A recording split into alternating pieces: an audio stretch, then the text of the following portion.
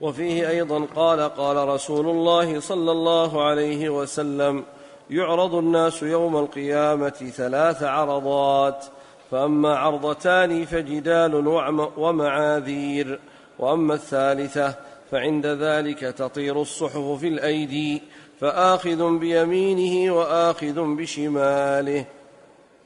ثم أورد رحمه الله هذا الحديث أن النبي صلى الله عليه وسلم يعرض الناس يوم القيامة 3 عرضات، فأما عرضتان فجدال ومعاذير. جدال ومعاذير.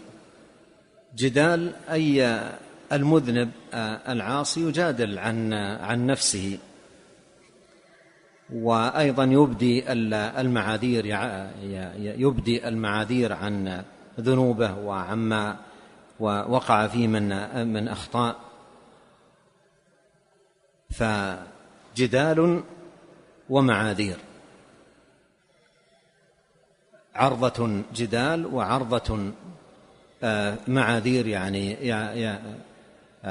لكن ليس هذا لكل أحد، هذا ليس لكل أحد. ولهذا تقرأ في سورة المرسلات يقول الله سبحانه وتعالى: هذا يوم لا ينطقون ولا يؤذن لهم فيعتذرون. هذا ليس لكل أحد، ليس لكل أحد، وإنما لبعض المذنبين أو صنف من المذنبين، وإلا هناك منهم من شأنه كما قال الله: ولا يؤذن لهم فيعتذرون.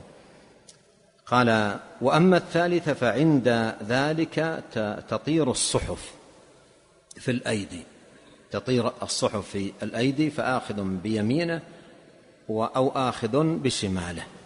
وفي سورة الحاقة وفي سورة الانشقاق ذكر ما يترتب على هذا وهذا. نعم.